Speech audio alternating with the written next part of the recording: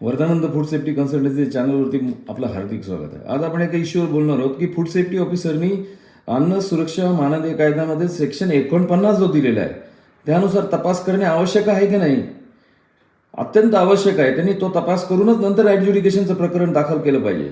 कारण की समजा एखादं दुकान आहे आणि त्या दुकानामध्ये समजा त्यांनी सॅम्पल घेतलं आणि त्याच्यामध्ये लेबलचा प्रॉब्लेम आला, त्याच्यावर बॅच नंबर नाही असं आपण गृहीत धरूया, आणि त्यांनी समजा 10-12 जे काही पॅकेट लागते तेवढे त्यांनी घेतलेच तपासणीसाठी आणि त्याच्या बाबतीत कुठलाही तपास न करता ॲडज्युडिकेशन दाखल केलंय आणि या जे FBO कडून ज्याच्याकडून सॅम्पल घेतलं त्याच्याकडे तो माल 200 रुपयाचा पण नाहीये.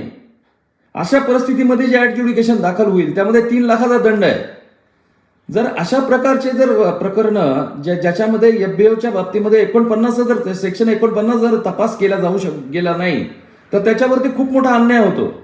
तर सेक्शन 49 मध्ये काय काय पाहायला पाहिजे हे आज आपण पाहणार आहोत. सेक्शन 49 मध्ये क्लिअर कट म्हटलेलं आहे की the amount of gain or unfair advantage, त्या जे कॉन्ट्रव्हेन्शन झालेलं आहे त्या कॉन्ट्रव्हेन्शनमुळे FBOनी कुठलं गेन केलेलं आहे, किती त्यांनी गेन केलेलं आहे आणि किती अनफेअर ॲडव्हान्टेज घेतलेलं आहे त्या गोष्टीचं या संदर्भातला तपास फूड सेफ्टी ऑफिसरनी करायला पाहिजे. त्याचप्रमाणे जे काही कॉन्ट्रव्हेन्शन आढळलेलं आहे त्याच्यामुळे त्याचा अमाऊंट ऑफ लॉस हा किती झालेला आहे, म्हणजे त्याच्यामुळे सोसायटीला किती प्रकारे त्याने किती प्रमाणात लॉस केलेला आहे हे बघितलं पाहिजे.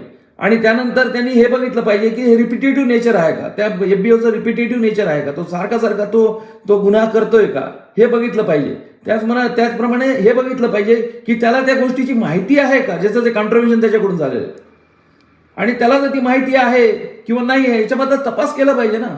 49 मधले जे इन्ग्रेडियंट दिलेले 5 इन्ग्रेडियंट आहेत त्याच्यामध्ये जे ज्याच्या बाबतीत तपास व्हायला पाहिजे आणि तपास केल्यानंतर ते ॲडज्युडिकेशनमध्ये प्रकरण दाखल झालं पाहिजे.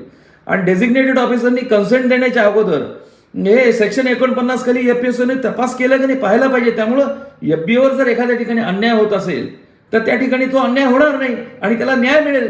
परंतु तथापि तसं न होता डायरेक्टली कुठलाही तपास 49 सेक्शन खाली न करता डायरेक्टली प्रकरण हे त्या ठिकाणी ॲडज्युडिकेशनकडे दाखल केलं जातं, त्याला डेझिग्नेटेड ऑफिस कन्सेंट पण देतात आणि त्यामुळे मग ही गोष्ट त्या ठिकाणी ॲडज्युडिकेशन ऑफिसर समोर त्या ठिकाणी मांडण्यात येते की आमचं 49चा कुठलाही तपास केला नाही, पण त्या ठिकाणी तो कन्सिडर होत नाही. तर अशा पद्धतीचं सगळा तपास हा फूड सेफ्टी ऑफिसरने अगोदर करून FBOने खरंच कॉन्ट्रव्हेन्शन केलं, तो खूप मोठ्या प्रमाणात भेसळ करतोय वगैरे, तर त्या ठिकाणी त्याला सजा होईल. पण ज्या ठिकाणी तो काहीच करत नाही, निग्लिजिबल त्याच्याकडे क्वांटिटी आहे, त्या ठिकाणी जर तपास केला नाही त्याच्यावर अन्याय होईल. याची सगळी माहिती FPSOने घेतली पाहिजे.